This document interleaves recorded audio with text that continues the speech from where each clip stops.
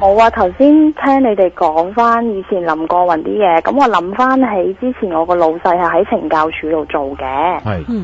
咁佢曾經同我講過林過雲一件事啦，同埋另外我陣間可能會講埋一件真人真事係關於我自己朋友嘅。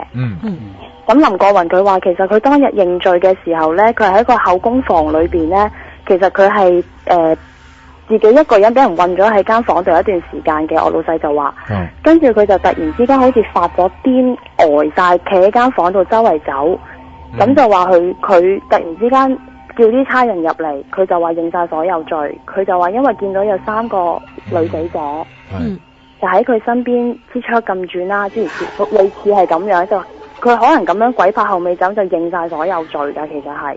即係佢係講埋出嚟話見到佢哋嘅咁樣係咪？係啦，佢話見到佢哋喺度騷擾佢，佢好驚，佢好驚。佢話我認啦咁樣，因為呢件事係當其時我老細喺懲教處度即係知道嘅內幕，即係佢哋所謂嘅內幕咁樣，咁而係咁樣認罪嘅。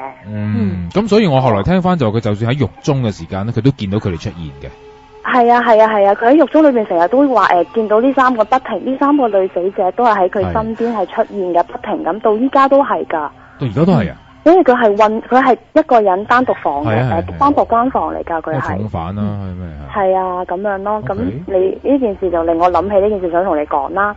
咁另外一件事呢，就係我唔知你之前有冇知道一單案件呢，係喺葵涌嘅公廁發現一個女屍嘅，好耐之前。唔知。咁其實個兇手呢，係我以前讀緊工業中學嘅時候其中一個同學嚟㗎。喂，咁緊要？係啊，咁佢係認咗，佢係嗰日個過程咧，就係佢殺咗佢自己嘅女朋友，跟住就佈局，就將佢女朋友條屍就拉咗去公廁。其實個案發現場係喺個女朋友屋企嘅，定唔知係佢自己屋企啦？呢個我唔記得啦。咁跟住就佈局，就將條屍拖咗去公廁，佈局成俾人強姦完之後就俾人打劫嘅。咁最後之後佢點解會認罪呢？其實係佢朋友報警嘅，因為當晚呢，佢搞掂晒所有嘢，佢就約咗3個朋友去咗佢自己屋企打麻雀。哇，仲打牌添？係啦，製造係啦。跟住呢，跟住之後就打下麻雀嘅時間呢，其中A 君咁計啦 ，A 君就突然之間，因為 A 君嗰個都係我哋啲同學嚟嘅。咁佢就突然之間嗰日打麻雀就好凍，唔知做乜嘢，以為入風啦，就冇為意。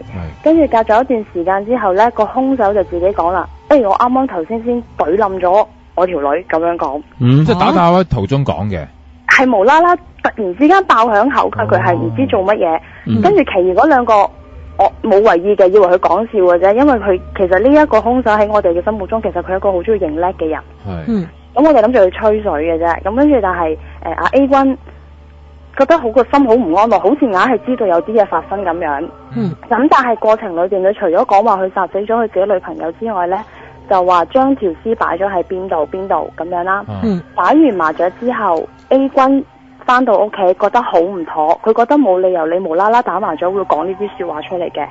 最後 A 君就連同埋佢自己嘅爸爸去咗佢所講嗰個葵涌嘅公廁，就真係發現咗呢條屍。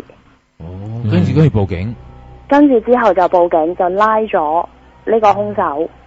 咁其實就佢判咗入獄，因為其實佢判監，佢犯罪嘅時間其實佢係未夠18歲㗎，咁一路就拋到佢18歲嘅時間先判佢終身監禁。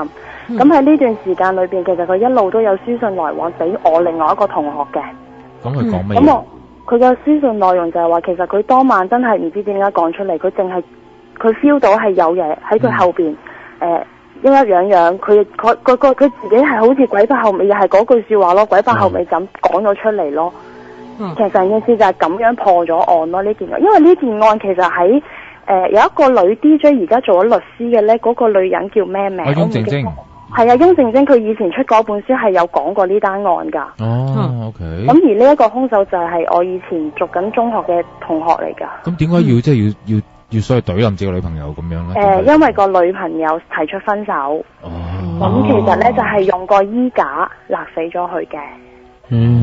但佢就好係啦，佢就好冷靜咁樣，就將條屍搬咗去公廁，咁樣佈局，咁樣就之後係好靈異地咁樣係認咗咯，自己係呢兩件案係。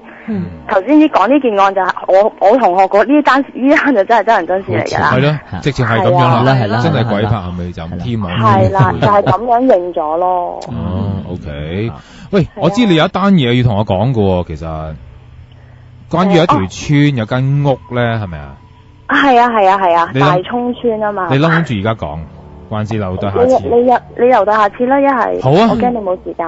好啊，嗱呢單嘢，因為咧我就下次先講個係來龍去脈啦，不如透露少少啦。我爸爸同我講完都幾驚奇。